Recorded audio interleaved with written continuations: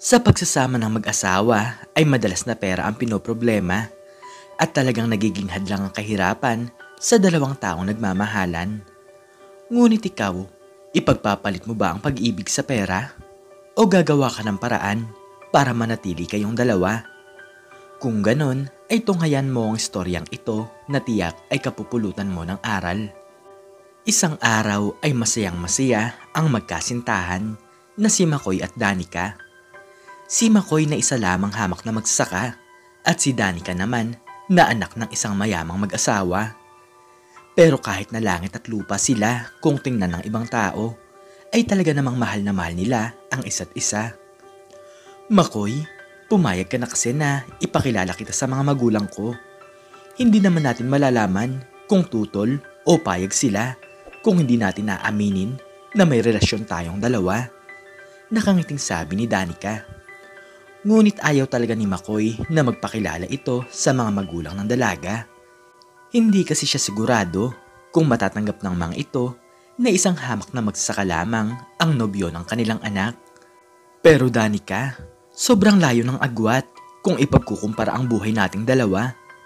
Baka pag nakilala nila ako ay paghiwalayin nila tayo. Hindi ko naman kaya na mawala ka sa akin, sagot ni Makoy.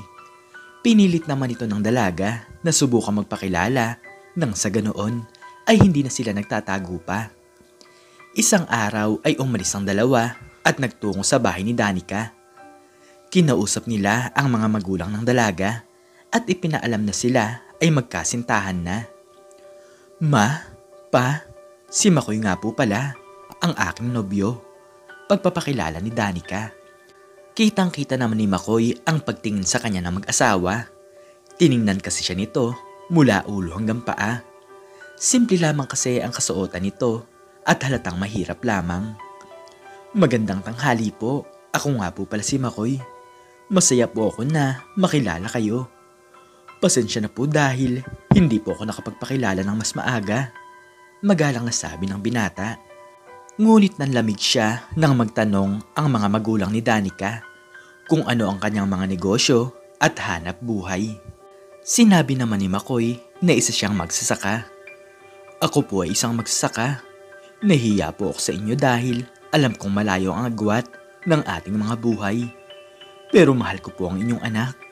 Nahihiyang sagot ni Makoy. Nanlaki naman ang mga mata ng nanay at tatay ni Danica. Isang magsasaka ang nobyo ng kanilang anak. Maraming nanliligaw dito na mayayaman. Ngunit bakit ito pa ang napili niya? Tinawag nila ang kanilang anak at pinapasok sa loob ng kwarto upang kausapin. Naiwan naman si Makoy sa sala. Danica, ano namang kalokohan to? Tanong ng kanyang nanay. Sinabi naman ni Danica na totoong nagmamahalan sila at mabait na lalaki si Makoy. Pagkatapos noon ay daladala ng kanyang tatay ang isang bag na puno ng pera. Desidido ang tatay ni Danica na paghiwalayin silang dalawa. Hiwalayan mo ang anak ko. Alam ko naman na pera lang ang habol mo sa kanya. Matauhan ka sana. At alam ko naman na alam mo na hindi kayo para sa isa't isa. Pakiramdam ko ay nananaginip ka lamang ng gising. Eto na, ibibigay ko na sa iyo ang gusto mo. Basta hiwalayan mo ang anak ko. Sabi ng tatay ni Danica. Inilabas nito ang pera na nagkakahalaga ng 1,000,000 piso para iwasan lang ang kanyang anak. Ayaw niya na mapupunta lamang ito sa isang hamak na magsasaka. Hindi naman tinanggap ng binata ang alok ng matanda. Hindi ko po tatanggapin ang perang yan. Kahit kailan ay hindi po matutumbasan ng pera ang aming pagmamahalan. Hindi naman po pera ang habol ko sa kanya, kundi ang kanyang puso. Paliwanag ni Makoy. Talagang inis na inis ang isang ama dahil pakiramdam nito na habol ang binata kay Danica. Nakikita din naman ng mga ito na mahal din ng kanilang anak si Makoy. Para bang kung anong gayuma ang iniisip nila ang pinainom ng binata sa kanilang anak. Pinalayas nila si Makoy at pinauwi sa kanilang tirahan. Ngunit na sumapit ang gabi ay tumakas ang dalaga. Dala-dala ang mga kagamitan nito at pinuntahan nito ang kanyang nobyo. Nagulat naman si Makoy nang pagbuksan niya ng pintuan ng dalaga. Makoy, Bilisan mo. Hindi kita kayang mawala sa akin. Magtanan tayo at patunayan natin sa kanila na hindi sukatan ng estado ng buhay sa isang taong nagmamahalan. Malungkot na sabi ng dalaga. Nang dahil doon ay nagpaalam si McCoy sa kanyang mga magulang at naiintindihan naman ng mga ito ang sitwasyon ng dalawa. Pumunta sila sa malayong lugar, yung hindi sila basta-basta mahahanap ng mga magulang ni Danica at walang taong nakakakilala sa kanila. Simula noon ay nasubok sila ng panahon. Sila na ang bubuhay sa kanilang mga sarili. Mabuti na lamang at may pera si Danica at si McCoy naman ay may baong bigas. Umupa sila ng bahay at doon tumira. Nag-isip sila ng pagkakakitaan upang mapatunayan na kaya nilang yumaman.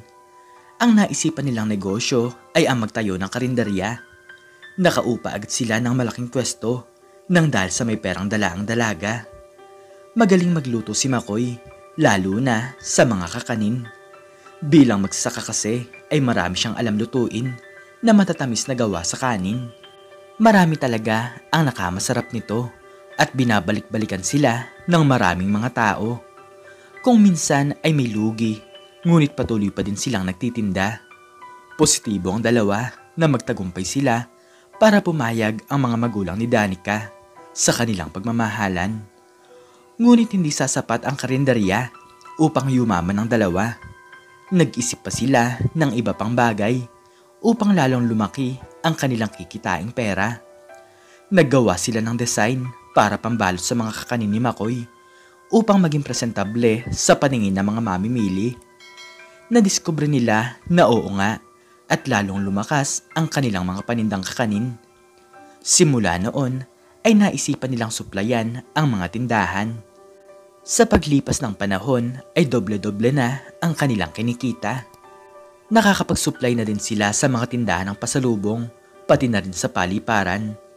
Ang isang bagay na lamang na hindi nila nagagawa ay ang ipasok ito sa mga supermarket dahil alam nilang pag nagawa nila ang bagay na iyon ay dito na magsisimula ang paghakot nila ng maraming pera.